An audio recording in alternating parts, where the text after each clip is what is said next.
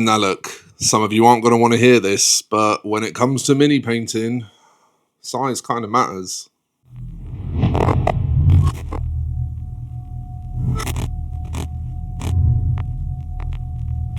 For a lot of us, I think practice sessions probably quite often look like this. Just labouring away with simple techniques on mountains of very similar minis, and that's fine, but it does mean that we're only really practicing skills that don't particularly challenge us. All we're really training, if we practice this way, is consistency and maybe a bit of patience.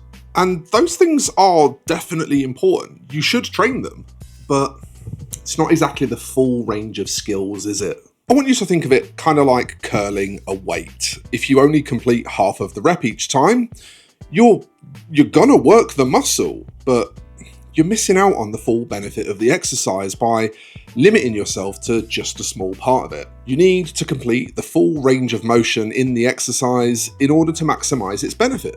Now, I've long espoused the virtues of working on busts and larger scales like 75mm in order to extend the range of our skills by first being able to practice them big before we then apply those same skills to a normal size mini in order to refine them mostly.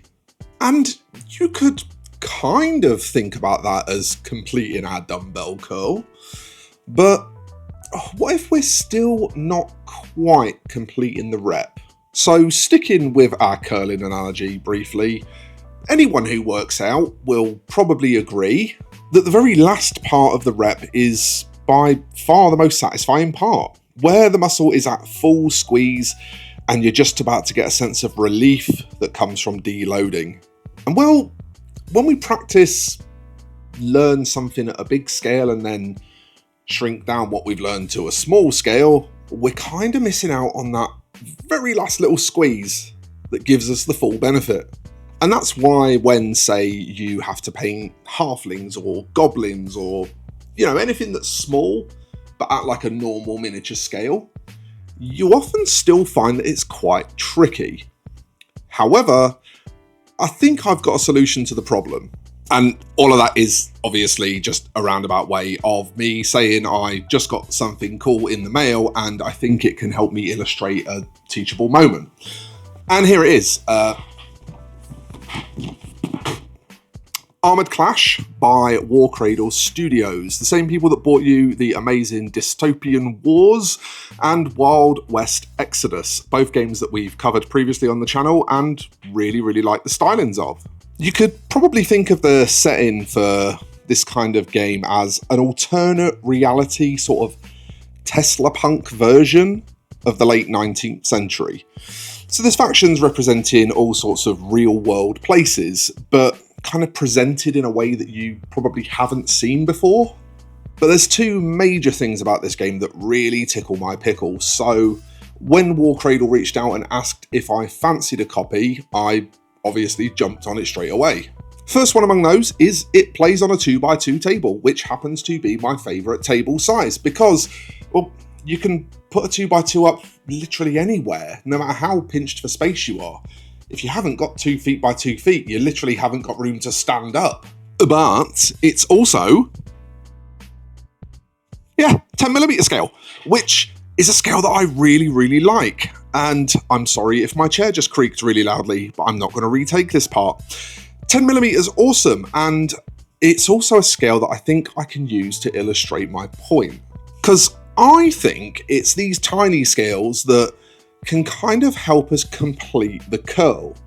Really squeeze that last little bit of quality out of our practice time. As a brief aside, and in way of some kind of review, the minis in the box are fantastic. The majority come on good quality Warcradle plastic sprues. And the characters are cast resin with a really, actually quite impressive level of detail.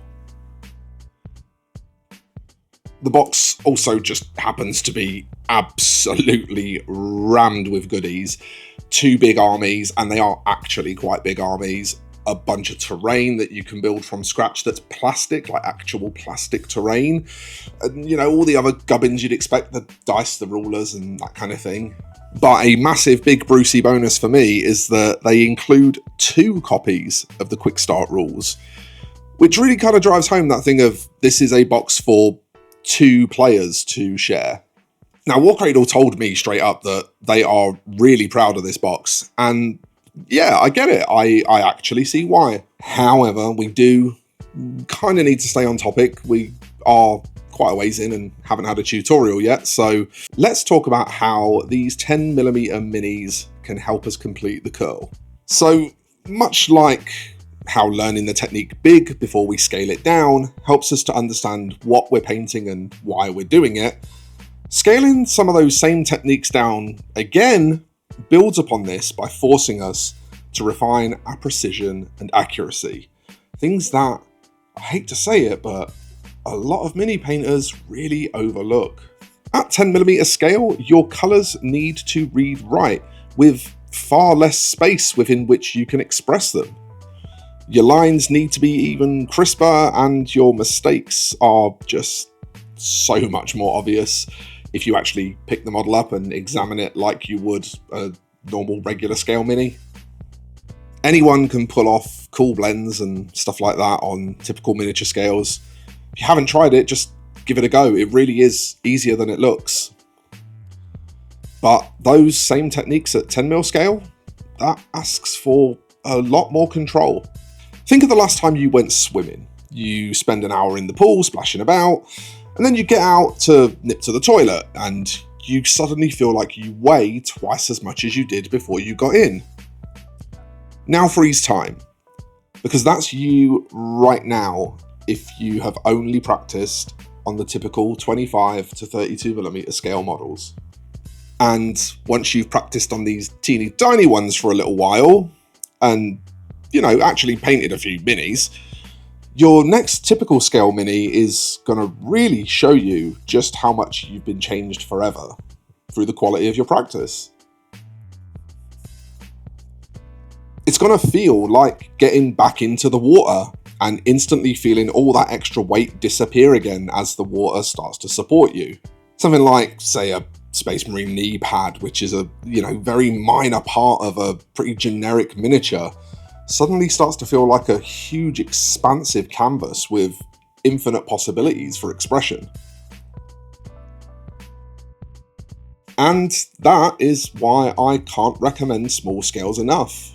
What they don't teach you about accuracy and precision, they will definitely teach you about how much more creative you can be with the relatively big spaces that we have to work with on our 25 to 32mm scale miniatures.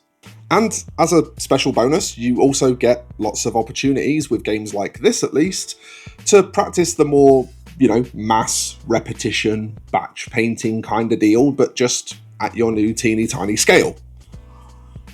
Because inevitably, games like Armoured Clash and their ilk always contain huge blocks of infantry in massed formation.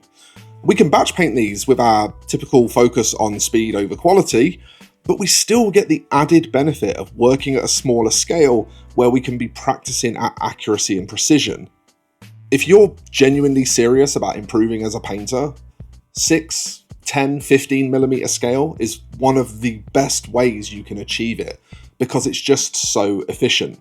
You do all the same things that you would normally do. You change nothing about how you paint, and it just forces you to really tighten up those techniques that you're already comfortable with. Of course, you could also, if you're really serious, consider attending our next Level Up Your Minis class at ChillCon next year. But I'm not going to bang on about that because it's got its own video. So I'll just put a link below to where you can get tickets. That'll do. I do want to send a special thanks to Warcradle for sending over Armoured Clash for us to check out. Those kind of easy entry, good value, lower cost kind of games are basically what this channel is built on. And Warcradle have always been very good at making those kinds of games. So this one's definitely worth a little look.